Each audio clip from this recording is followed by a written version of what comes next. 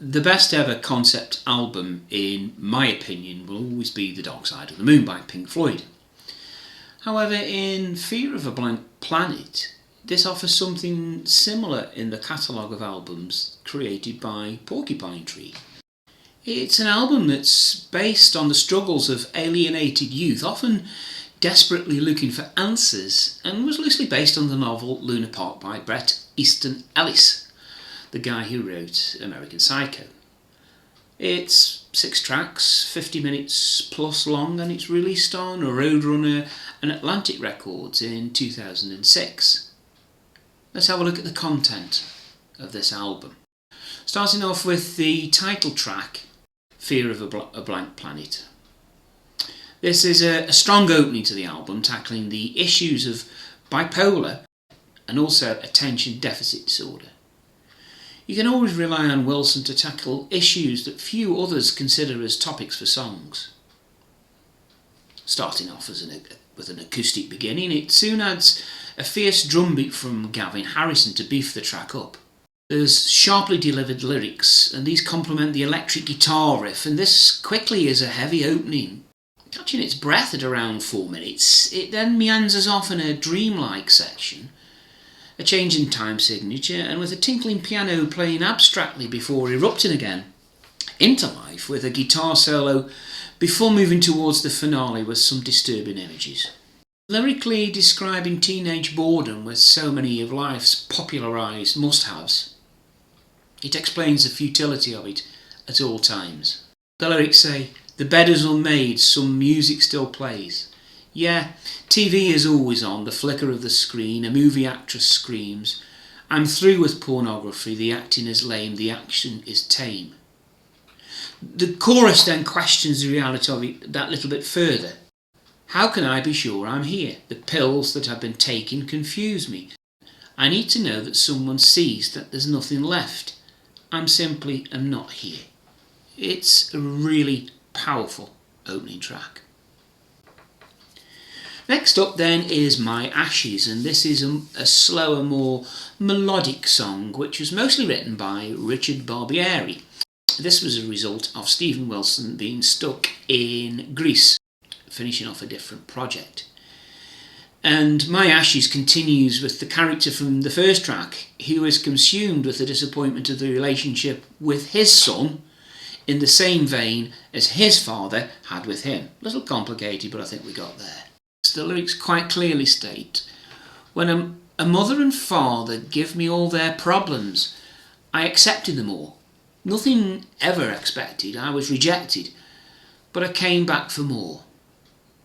The "and my ashes" chorus are those of his father, and although he didn't really show it, he did pay close attention to his son when he was growing up. "And my ashes drift beneath the silver sky, where a boy rides on a bike but never smiles. And my ashes fall on all the things we said, on a box of photographs under the bed. And my ashes find a way beyond the fog and return to save the child that I forgot. And my ashes fade among the things unseen, and a dream plays in reverse on piano keys. And my ashes drop upon a park in Wales, never-ending clouds of rain and distant sails." Next track is called Anaesthetised, and this is the longest track on the album and splits off into a 3-part epic. Part 1 is Anaesthetised, Part 2 is The Pills I'm Taking, and the final section is called Surfer. The first part is graced with a guitar solo from no less than Alex Lifeson. Wilson had read an article that Alex was a big fan of the band, and so via a series of connections asked if the great man wanted to be involved, and the rest, as they say, is history. It meanders around a 4-chord repetition with Wilson's vocals supplementing it perfectly. A strong drum beat is evident throughout, but its Lifeson solos is just what you expect and is an excellent end to this first section.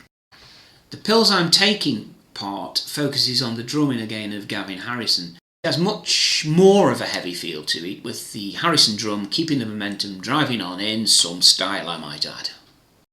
The words in this section highlight the concoction of pills being taken that is numbing the senses. My head in the clouds and I'm zoning out. I'm watching TV but I find it hard to stay conscious. I'm totally bored but I can't switch off. The chorus then blasts, only apathy from pills in me. It's all in me, all in you. Electricity from the pills in me. It's all in me, all in you. Only MTV and COD philosophy.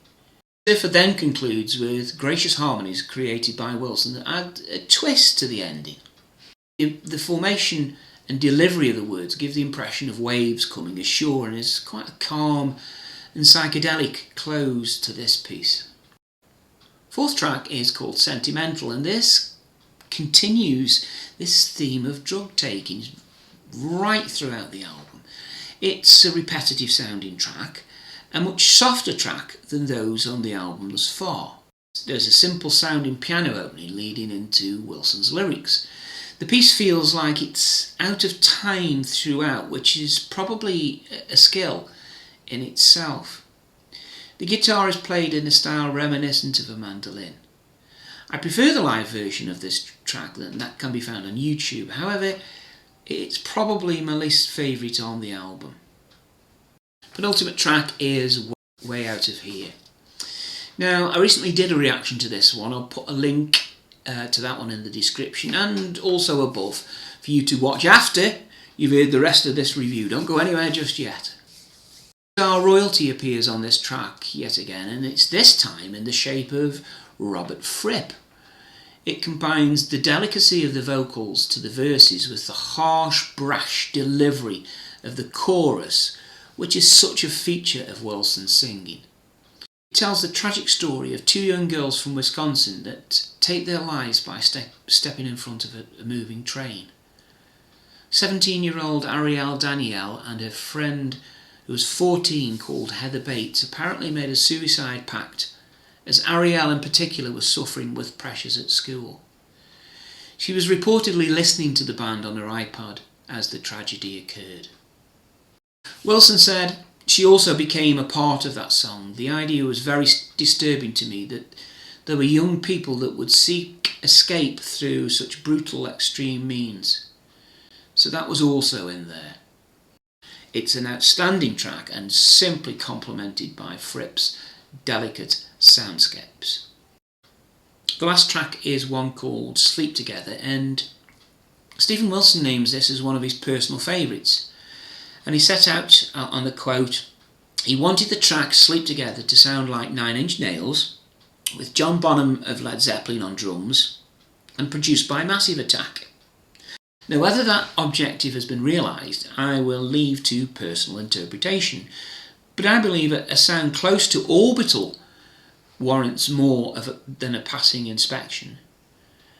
The subject matter is again suicide, and with the menacing beat and tempo, the string arrangement adding to the suspense, it gives it quite a Hitchcock-like atmosphere. I felt very much intimidated by it all. Now, that's very clever songwriting in my book. Again, it has a chorus that just explodes onto the listener. These lyrics leave little to the imagination. Let's sleep together now, right now. Relieve the pressure somehow. Switch off the future right now. Let's leave forever. What a fabulous way to end this impressive album.